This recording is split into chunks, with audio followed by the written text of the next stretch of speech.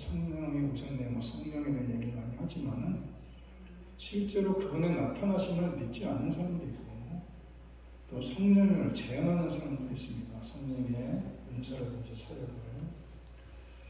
그리고 또 한편으로는 교회 안에서 너무나 지나친 나머지 이 성령을 마치 이 전쟁이들이 신접한 전쟁이들이 아주 광신적으로 날뛰는 것처럼 교회 안에서도 그렇게 행하는 사람이 더 있습니다. 저도 봤습니다. 그런 사람. 근데 성령은 인격이기 때문에 우리의 상식과 성품을 말씀하지 않습니다. 그런 게 비해서 악령은 우리의 상식에 어긋나는 일을 많이 합니다. 그래서 우리가 잘 아는 대로 신접한 사람들, 무당들이죠. 자기도 모르는 행동을 하는 비정상적인 이런 사람들이 있습니다. 거기에 비해서 성령은 악령과 전혀 다르다는 겁니다. 성령은 그리스도의 영이고 완전히 예수 그리스도를 드러내고 밝히고 그분에게 영광을 돌리게끔 역사하는 게 성령입니다. 또 성령은 말씀의 영입니다. 성경 말씀을 벗어나지 않습니다. 그리고 성령은 교회의 영입니다. 언제나 교회를 해치는 방향으로 역사하는 법은 없습니다. 교회 안에서 역사하는 것이고 성령은 인격자십니다. 그래서 인격을 말살시키지 않습니다. 성경 어디를 봐도 성령을 접신적 개념으로 설명한 것은 없습니다. 오히려 성령을 받으면 정신이 더 깨끗해지고 온전해진다는 겁니다. 성령은 불과 같아서 인간의 마음을 깨끗하게 하고 뜨겁게 합니다. 교회에서 감동이 없는 사람이 성령받아 예배를 드리게 되면 뜨거운 마음을 가지고 예배를 드릴 수 있습니다. 또 성령은 비둘기 같아서 인간의 마음을 순결하게 하고 온유하게도 합니다. 성령은 기름과 같아서 우리의 마음을 부드럽게도 하고 성령은 순결과 같아서 우리 속에 새 생명을 공급해 주기도 합니다.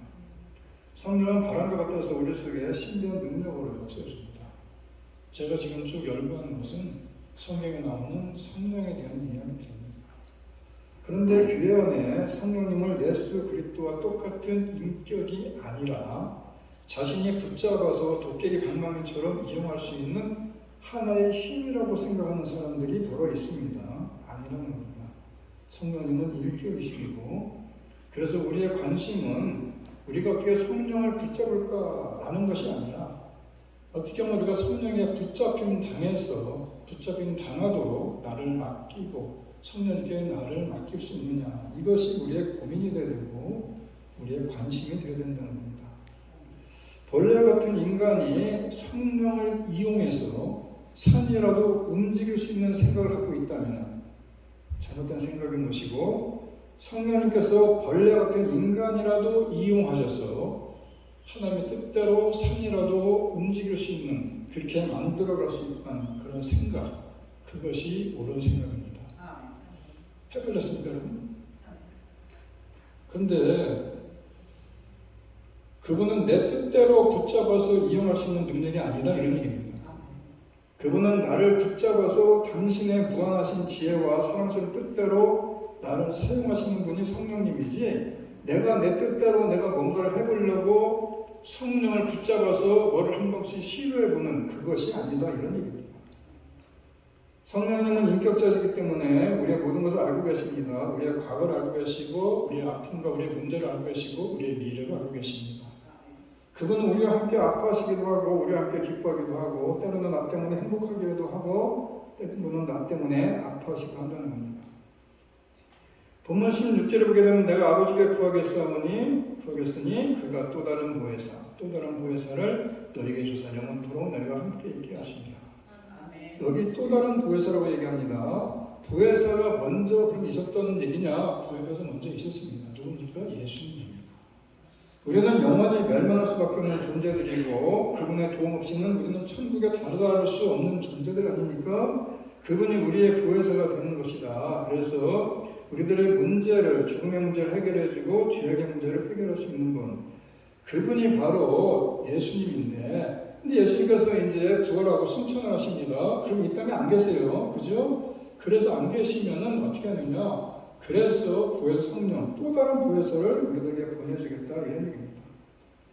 그분은 우리가 연약하다는 사실을 알기 때문에 성경은 인간이 허무하고 깨질 수밖에 없는 순식간에 무너질 수 있는 존재라는 걸 알기 때문에 그래서 우리에게 성령님을 보내주어서 우리가 주님을 떠나지 않게 만들게 합니다. 왜냐? 우리가 너무 연약하기 때문에. 그래서 다윗이 그런 얘기합니다. 시편 103편 14절에서 하나님은 우리의 체질을 아십니다. 우리의 체질. 우리가 얼마나 연약한 체질을 갖고 아시는 분이 바로 하나님입니다.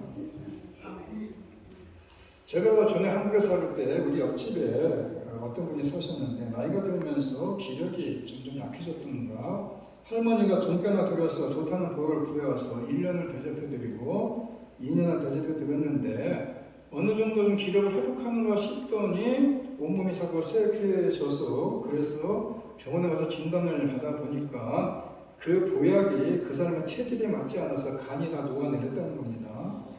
설마 이럴 줄이야 연간용 기력 회복하라고 돈 들여서 보약 지어드렸더니 간이 녹아버렸다는 겁니다. 그래서 그 멀쩡해 보였던 사람이 불다증 돼가지고 장례를 치는 걸 봤습니다. 이게 인간이라는 것입니다. 아내는 남편의 체질을 알고 어버이는 자식의 체질을 아는데 보이지만은 우리는 온전하게 알 수 없는 거 아닙니까? 그런데 하나님은 우리의 체질을 아신다 이런 얘기입니다. 여기서 말씀하는 체질은 한방에서 얘기하는 소음인, 태음인 이런 체질이 아니라 인간의 존재, 인간의 연약성을 아신다 이런 얘기입니다. 인간은 얼마나 연약한 존재인지 넘쳐도 문제가 되고 모자라도 문제가 되지 않습니까? 사람이 너무 많아도 문제고 사람이 일을 못 받아도 삐뚤어지게 되는 것이고 돈이 너무 많아도 타락하고 너무 적으면 비굴하게지는 것이고 분수에 넘치는 은혜를 너무 많이 받아도 문제가 되고 은혜를 못 받아도 비참하게 지는 거 아닙니까? 하나님은 우리의 체질을 아시는 분이기 때문에 언제 은혜가 필요하고 또 언제 무엇이 필요한지 지금 이 순간에 내가 필요한 것이 무엇인지 알고 계시는 겁니다. 여러분 보십시오. 하나님은 우리 인간이 얼마나 연약한 체질을 가진 존재인지를 알고 있다는 겁니다. 로마서 8장 26절에 보게 되면 성령도 우리의 연약함을 아시나니 이렇게 시작을 합니다. 그런데 여기서 연약함이라는 것은 단수가 아닙니다. 그래서 성령도 우리의 연약함이 하나가 아니라 수도 없이 많습니다. 여러분 한 사람씩 돌아보십시오. 연약한 게 한두 가지입니까? 그래서 성령도 우리의 연약함들을 아시나니 이렇게 번역을 했으면 이게 맞는 얘기다 이런 얘기예요. 여러분 타이타닉이라는 영화 보셨는지 모르겠지만 배가 금이 가기 시작하니까 빙산을 들이받고 금이 가기 시작하니까 제일 먼저 움직인 게 뭔지 아십니까? 쥐새끼들입니다. 쥐새끼들이 제일 먼저 움직입니다. 타선을 예견한 거 아닙니까? 개미라는 놈은 어떻습니까? 홍수가 난다 싶으면은 일기예보가 나오지도 않는데 벌써 보따리를 싸가지고 높은 곳으로 올라갑니다. 거미라는 놈은 바람이 불기 전에 어디서 바람이 불지 알아갖고 바람 부는 방향을 알고 거미줄을 친다고 얘기를 해요. 한 마리의 미물만도 못한 게 우리 인생 아니겠습니까? 내일을 모릅니다. 한 길 앞으로도 한 걸음 앞으로 모르는 게 인생 아닙니까? 육체적으로도 연약합니다. 눈에 보이지 않는 병 하나 때문에 아주 멀쩡하게 병원 한번 안 다니던 장정이 쓰러지지 않습니까? 정신적으로도 마찬가지입니다. 얼마나 연약한 존재입니까? 누군가 말 한마디에 상처받아가지고 밤을 샙니다. 조그만 근심 걱정 때문에 밤잠을 설치지 않습니까? 강해 보이는 사람일수록 정서적으로 더 연약해 보이지 않습니까? 내 사전에 불가능에는 없다고 얘기했던 나폴레옹도 집에 돌아오면은 아내의 물팍에 얹혀서 울었다고 그래요. 너무 외롭고 힘들어서. 인간은 영적으로 연약한 존재라는 것입니다. 시험과 도전을 받지 않는 사람이 어디 있겠어요? 그만하면 반듯한데 돈 앞에 가면 꼼짝달싹 못하는 시험 드는 사람이 있습니다. 돈은 아주 의로운데 이성 앞에 가면은 넘어지는 사람도 있습니다. 이성 앞에서는 깨끗한데 명예 앞에서는 꼼짝 못하는 사람이 있습니다. 지혜로운 듯 보이는데 기도하지 않습니다. 기도는 열심히 하는가 싶은데 쳐다보면 교만하기 짝이 없습니다. 충성하는가 싶은데 묻지는 인생각이 짝이 없는 노랭이들이 있습니다. 그만하면 풍성히 하나님 앞에 헌신한다 싶은데 언어 생활에 날마다 실패를 합니다. 삶이 따라주지 않는다는 것입니다. 왜 그렇습니까? 연약한 존재이기 때문에. 그런데 하나님은 인간의 연약성을 나무라지 않습니다. 하나님은 인간의 연약성을 통해서 오히려 더 역사하신다 이런 얘기입니다. 여러분이 연약한 사실 때문에 실패자가 된다고 생각하지 마시고 신앙생활에 넘어진다고 생각하지 마시고 연약하기 때문에 성공적인 삶을 살 수 없다고 생각하지 말라는 겁니다. 하나님은 연약하기 때문에 오히려 우리를 도와주시길 원하시고 연약성 때문에 그 연약함을 통해서 하나님을 만나주시길 원하시고 계시고, 연약함 때문에 하나님 앞에 우리는 감사할 수 살 수 있는 길을 열어주시는 것이고, 그리고 연약함 때문에 하나님을 의지할 수밖에 없다, 이런 얘기입니다. 이와 같이 연약한 우리를 하나님이 어떻게 다루십니까? 연약한 사람이라고 다 영웅으로 만들어서 하나님이 쓰시는 거 아닙니다. 연약한 사람을 다 천사같이 만들어서 하나님이 쓰시는 것도 아닙니다. 도우시는 성령님 부혜사를 보내주셔서 우리를 도와주심으로 쓰시겠다, 이렇게 약속하고 있는 겁니다. 요한복음 14장을 보고 있는데 1절부터 24절까지 성령의 동행함에 대한 얘기를 쭉 쓰고 있습니다. 위로의 말씀을 하고 있는데 성령이라는 단어는 한 번도 쓰지 않습니다. 26절에 가서야 그 부혜사가 성령입니다 라는 사실을 가르쳐 줍니다. 여러분, 부혜사라는 말이 우리 일상에서 쓰는 말이 아닙니다. 신문에 등장하는 말도 아닙니다. 무슨 연속곡에 등장하는 단어도 아닙니다. 문학작품에 사용되는 말은 더더욱 아닙니다. 일상생활 속에서 한 번도 들어본 적이 없는 게 이 부혜사입니다. 여러분, 들어보셨어요? 여러분 평상시에 얘기할 때 부혜사 얘기합니까? 부혜사가 뭔지도 모릅니다. 세상 사람들이 얘기는 몰라요. 교회 안에서도 늘 성령님이라고 얘기하지 부혜사라는 단어를 별로 쓰지 않습니다. 그런데 이 부혜사라는 말 대단히 중요한 얘기다, 이런 얘기입니다. 고대 중동에 재산이 많은 부자가 있었습니다. 이 부자가 바보 아들이 하나 있습니다. 그래서 부부가 함께 죽으면서 그 많은 재산을 바보 아들에게, 아들이 하나밖에 없으니까 그 바보에게 물려줬습니다. 그래서 재산을 관리해주겠다고 들어온 청지기가 야금야금 그 재산을 하나씩 자기 이름으로 다 빼돌립니다. 이 바보 아들과 나쁜 청지기가 법정에 섰습니다. 청지기는 문서 하나를 들이대면서 모든 재산이 자기 것임을 증명해 나갑니다. 그런데 정작 바보 아들은 판사가 물어보는 질문에 아바바바바 하고 대답을 못합니다. 바보니까. 그래서 재판장이 바보 아들에게 묻습니다. 너의 부혜사가 누구냐? 이때 쓰여진 단어가 부혜사입니다. 여기서 부혜사라는 말은 너를 병해 줄 사람이 없느냐? 내 아버지, 내 어머니를 대신해서 너를 지켜줄 사람이 없느냐? 내가 할 수 없는 이 위기 상황을 대신 맡아서 해결해 줄 지혜자가 없느냐? 이게 바로 부혜사라는 단어입니다. 파라클레토스. 이 바보들이 바로 우리 자신들 아닙니까? 영적인 문제의 바보가 되어버린 우리를 구해주시고 하나님 앞에서, 세상 앞에서, 마귀의 권세 앞에서 우리를 변호해 줄 지혜의 영이 바로 파라클레토스, 부혜사다, 이런 얘기예요.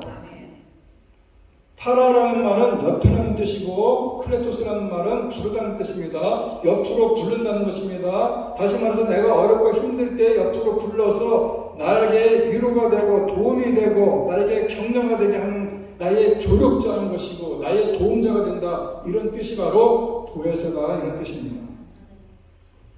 이 부혜사라는 단어를 한국 사람만 이렇게 번역을 해놨어요. 부혜사라고. 파라클레토스 이거를 아주 기가 막힌 번역 아니겠어요? 보혜사, 옆에서 보여준다는 얘기입니다. 성서학자들 주장에 의하면 오늘 본문은 최후의 만찬 전후쯤 하신 생애 마지막 설교 말씀이라고 얘기를 합니다. 예수님께서 제자들에게 이제 내가 죽음했으면 십자가로 죽을 것이다.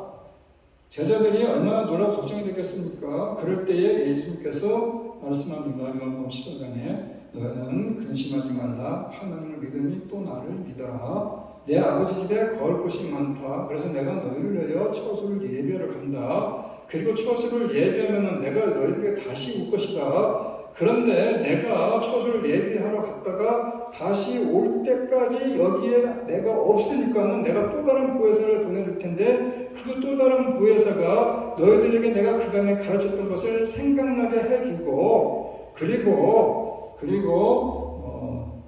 내가 너희와 함께 세상 끝날까지 함께 해주셔서 그래서 동행해주고 능력을 베풀어 주어서 함께 해주게 할 것이다. 그래서 내가 너희들에게 말한 모든 거 가르쳐주고 생각나게 해줘서 그래서 내가 몸은 없지만은 내가 다시 올 때까지 너희들과 함께 너 옆에서 너희들을 천국 가는 그날까지 너희들을 인도해줘서 너희들이 훗날 나한테 오든지 내가 너희가 다시 오든지 그때까지 또 다른 보혜사를 보내주겠다. 이런 얘기가 요한복음 14장, 15장, 16장에 걸쳐서 쭉 말씀을 하고 있는 겁니다. 어떻게 보면 예수님이 이 땅에서 행하신 말씀 중에 유언과 같은 말씀이다 할 수 있다는 겁니다. 그러면서 이 말씀을 시작하면서 오늘 읽지는 않았지만 12절에 참 귀한 말씀 한 절을 기록하고 있습니다. 내가 진실로 진실로 너에게 이르노니 나를 믿는 자는 내가 하는 일을 그도 할 것이고 또한 그보다 더 큰 일도 할 것이다.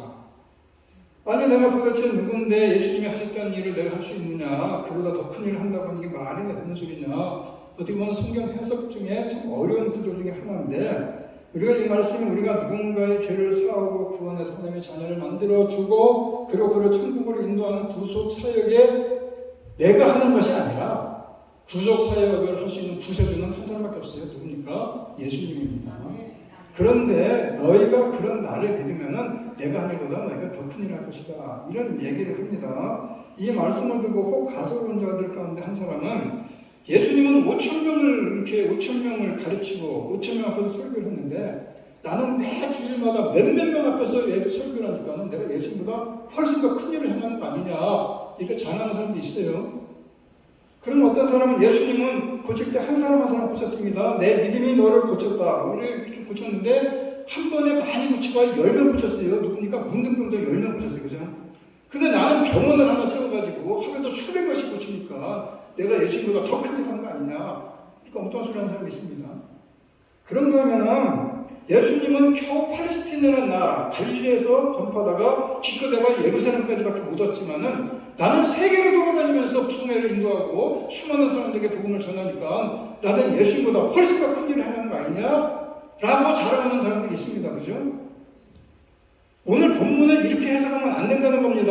이런 감히 이처럼 건방을 떨라고 주신 말씀이 아니고 앞으로 성도들을 통해서 제자들을 통해서 기독교의 선교의 역사, 교회를 통한 복음의 사역, 세상 한복판에서 이루어지는 말씀 사역 얼마나 엄청나게 이루어질 것인가를 말씀하고 있는 얘기인데, 그 말씀만, 그 놀라운 능력, 그 모든 제주, 뭡니까? 조혜기 목사님 같은 경우는 세계적인 신학자 아닙니까? 세계의 설교자 아닙니까? 수많은 사람들 앞에서 설교하지 않습니까? 자기 말로는 열교 수동계가 균 60만이는데 60만 앞에서 얘기하지 않습니까? 엄청나게 큰 일을 할 것 같은데 그 일을 그가 하는 겁니까? 아니라는 겁니다. 누가 해줍니까? 성령이 행해 주신다는 거예요. 성령이. 그게 성령의 역사라는 것입니다. 성령의 능력이고, 그래서 어떻게 그게 가능하냐. 오늘 본문을 잘 읽어보면은 두 가지 약속을 합니다. 첫 번째는 예수 이름의 능력이고 두 번째는 성령의 능력이라는 것입니다. 예수 이름의 능력, 성령의 능력, 이 두 가지는 우리가 가진 최고의 자산이다, 이런 얘기입니다. 그래서 우리가 나가서 아까 말씀드린 대로 기독교의 선교의 사역, 그리고 교회를 통해서 많은 복음 사역, 그리고 세상 한가운데서 펼쳐질 말씀 사역, 이 모든 것을 행할 때에 놀라운 성령의 능력으로 행해야 되는데 하나님께서 벌레만도 못한 우리들을 사용하셔서 그 일을 감당케 해주신다, 이런 얘기 아니겠어요? 그래서 오늘 13절에서 말씀합니다. 너희가 내 이름으로 무엇을 구하든지 내가 행한다. 14절에도 내 이름으로 무엇이든지 내게 구하면 내가 행한다. 예수의 이름으로 기도하면 하늘의 문이 열리는 것이고, 예수의 이름으로 기도하면 병든 자가 낫는 것이고, 예수의 이름으로 기도하면 마귀가 놀라서 떠나가는 것이고, 하늘의 부와 창고가 열려지는 것 아니겠습니까? 택한 백성들이 돌아온다, 이런 얘기입니다. 너희가 내 이름으로 무엇을 구하든지 내가 즉시 시행하리라. 성령의 능력은 곧 예수 그리스도의 이름의 능력 아닙니까? 우리가 그 이름의 능력을 가지고 나와서 기도하면서 응답받고 놀라운 역사를, 은혜의 역사를, 기적 같은 역사를 이뤄가기 위해서는 어떻게 되느냐? 성령이 임해야 된다, 이런 얘기예요. 어떻게 일이 가능하느냐? 성령의 능력으로 일이 우리를 통해서 일어나고 나게 된다, 이런 말씀 아니겠느냐? 이 땅의 모든 선한 역사는 나를 통해서 일하시는 성령의 역사라는 것을 말씀하고 있는 겁니다. 또 다른 보혜사를 너희에게 주사. 그래서 이 성령의 놀라운 역사를 반복적으로 말씀하고 있습니다. 요한복음 14장, 15장, 16장에 걸쳐서. 여러분, 교회 시대는 성령의 시대라고 얘기해요. 교회에서 일어나는 모든 복음의 역사는 성령의 능력으로 이루어지는 역사입니다. 구약에 수많은 예언들이 이루어졌습니다. 예언으로 이루어져 있는데 구약의 예언은 뭡니까? 가장 크게 두 가지를 얘기합니다. 하나는 메시아가 오실 것입니다. 그 메시아가 누굽니까? 예수님입니다. 그리고 마지막에 성령의 역사가 일어날 것이다. 신약에 와서는 또 똑같은 말씀이 두 가지가 있습니다. 크게 얘기하면 예수님께서 다시 오실 것이다. 재림이고 마지막에 성령께서 오실 것이다. 이런 역사, 다시 말해서 구약과 신약을 통틀어서 말씀하신 것이 뭡니까? 마지막 날에는 성령이 오신다 이런 얘기입니다. 빌 존슨이라는 사람이 있습니다. 이분이 성령이 풍부한 영성을 가진 목회자라고 얘기하는 이 캘리포니아에서 목회하시는 분인데 이분이 하늘이 땅을 침노할 때라는 책을 썼어요. 그 책에 보면 이런 내용이 나옵니다. 현대 교회와 성도들이 가장 큰 위기는 성령의 도움 없이도 종교인으로 종교 생활을 하는 데에는 아무런 문제가 없다. 그러다 보니까 성령에 사모하지 않는다. 이것이 가장 큰 위기라는 겁니다. 성령의 도움 없이도 물질, 문명, 과학이 발달해서 사는데 별 어려움이 없습니다. 이게 잘된 일이 아니고 신앙생활의 위기라고 말하는 것입니다. 하나님의 자녀들이 종교인이 되어서 살아가고 자기 자신에게 속고 있다는 겁니다. 영어권의 욕설 중에 가장 큰 욕설이 성령 받지 말고 예수 믿으라 이런 얘기를 하더라고요. 저는 영어를 잘 몰라서 영어 문화를 미국 문화를 잘 몰라서 하는 얘기인데 그리고 목사한테 제일 큰 욕이 성령 없이 목회해라 이런 욕이래요. 제가 생각하기에 보혜사로 번역된 이 파라클레토스 가장 정확한 번역은 영원히 우리와 함께 하시는 천국의 동행자입니다. 16절에서도 보혜사를 영원토록 너희와 함께 하시는 분으로 설명하고 있는데 또 다른 보혜사 아닙니까? 영원히 우리와 함께 하시는 오리지널 보혜사는 예수님이시고 그것이 임마누엘 하나님 우리와 함께 하신다는 뜻 아닙니까? 이제 예수님이 승천하시고 보좌 우편에 앉아 계시면서 또 다른 보혜사가 오신다는 것인데 바로 성령님이라는 것입니다. 예수님이 보혜사셨는데 우리를 구원하시고 지키시는 분이었는데 이제 이 땅에 계시지 않으니까 또 다른 보혜사를 주시겠다는데 그렇다면 또 다른 보혜사가 뭐 필요하냐? 예수만 제대로 믿으면 되지 얘기할 수 있는데 첫째는 인간은 혼자 힘으로 하나님께 가는 길을 찾을 수가 없다는 겁니다. 너도 나도 죄를 범해서 영적 까만 놈이 되었습니다. 그래서 주의 이름을 부르지 않습니다. 고린도전서 12장 3절에 보게 되면 주의 이름을 부르는 자는 성령 아니고는 부를 수가 없다 이런 얘기입니다. 성령의 역사 아니고는 예수를 주라 부인하지 못한다 이런 얘기예요. 우리 가운데 성령님이 우리들의 마음을 감동감화 시켜주셔야 예수가 누군지를 제대로 안다 이거예요. 저는 자동차를 운전하고 보면 내비게이션이 참 신통방통해요. 그래서 이 내비게이션 발명한 사람이 노벨상 줘야 돼요. 진짜 이거 대단한 거 아닙니까? 그런데 목회를 하다 보면 신앙생활 하다 보면 길이 잃어버릴 때가 있습니다. 어디로 가야 될지 이걸 해야 될지 말아야 될지 막막할 때가 있는데 그때 천국 가는 내비게이션 성령님이 세상 끝날까지 너희가 함께 하신다 그 얘기가 바로 그 얘기입니다. 천국 가는 내비게이션이 바로 성령님이다 이런 거예요. 그럼 왜 천국 가는 동행자가 우리에게 필요하냐? 인간은 혼자 왔다 혼자 가는 단독자입니다. 물론 우리 이 세상에 가족도 있고 친구도 있고 교인들도 있지만은 영원히 천국 가는 동행자는 없는 것입니다. 무슨 말이냐? 우리에게 친구도 있고 교우도 있고 부부도 있고 부모도 있고 자식도 있지만은 하나님 나라 앞에 설 때는 구원받는 일은 천국 가는 일은 1대1입니다. 아내 치맛자락 붙잡고 천국 가는 사람 없습니다. 부모의 불병거를 타고 천국 같이 따라 올라갈 사람도 없습니다. 죽음의 자리에 설 때에 그 자리에 같이 죽어줄 사람은 아무도 없다는 겁니다. 그러나 내 손을 잡고 천국까지 인도하시는 분 죽음의 블랙홀을 지나서 천국을 인도할 때 나와 함께 하시는 분이 계시니까 그분이 성령님이다 이런 얘기입니다. 세 번째는 이 땅에서 천국 가는 동행자인 파라클레토스 성령님이 꼭 필요하겠느냐? 이 땅에서도 필요한 것입니다. 꼭 천국 가는 데만 필요한 것이 아니라 신앙생활 하다 보면 우리 힘으로 안 되는 일이 너무나 많지 않습니까? 무거운 짐이 너무나 많지 않습니까? 울어야 되는데 나와 함께 울어줄 사람이 없습니다. 내가 나를 진정으로 사랑해 줄 사람이 많지 않습니다. 나와 함께 하시는 그분이 바로 파라클레토스 성령님이라 이런 얘기입니다. 혼자 감당할 수 없는 일이 너무 많아서 성령님 함께 하신다 이런 얘기입니다. 여러분 우리가 기도할 때에 만면에 미소를 띠고 기도하는 사람 많지 않습니다. 웃으면서 기도하는 많이 기도하면 얼마나 좋겠습니까? 웃으면서 하나님 웃으면서 만면에 미소를 띠면서 하나님 찬양해요, 하나님 사랑해요, 하나님 뭐 이렇게 기뻐 뛰며 기도할 때가 더러 있긴 해요. 그런데 그런 거는 10%도 안 된다는 겁니다. 80%, 90%는 대개 탄식하는 기도 아닙니까? 눈물이 쏟아지지 않습니까? 마음을 쥐어 뜯지 않습니까? 옷을 쥐어 뜯지 않습니까? 얼굴을 찡그리며 주님의 이름을 부르지 않습니까? 기도하지 않습니까? 주님을 날 도와주십시오라고 기도하지 않습니까? 더 심한 자들은 약복강가에서 천사와 씨를 받은 그런 야곱의 심정으로 기도하는 것이 진짜 기도 아니겠어요? 우리가 이렇게 웃을 때는 얼굴의 근육이 17개가 움직인다고 해요. 그래서 웃을 때는 별로 표가 잘 안 난다고 해요. 근데 찡그릴 때는 우리 얼굴에 43개의 근육이 움직인다. 그래서 찡그리면 금방 표가 난다는 거예요. 기분 나쁘서 그러면 금방 표가 나요. 그런데 기도할 때 찡그리지 않고 기도하는 사람은 거의 없다는 겁니다. 여러분 웃으면서 기도하면요 미쳤다고 그래요. 그런데 기도할 때 보면 막 탄식하면서 기도하지 않습니다. 울면서 기도하지 않습니다. 옆에서 그런 사람 왜 찡그리고 있냐 그렇게 얘기하지 말고 성령이 지금 기도의 영을 회복시켜주고 있는 중이구나 이렇게 생각합니다.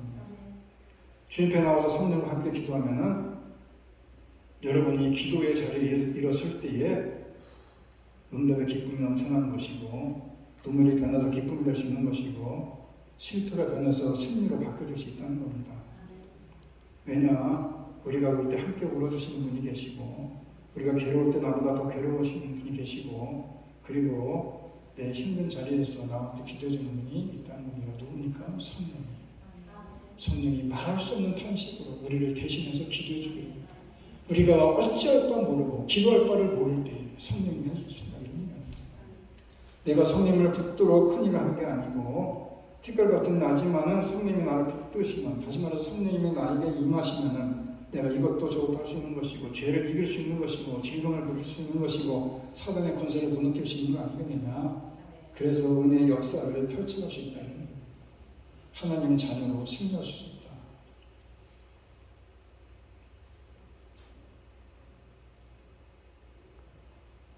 일본 사람들이 좋아하는 고이라는 관상어가 있다고 해요. 여러분 들어보셨는지 모르겠네.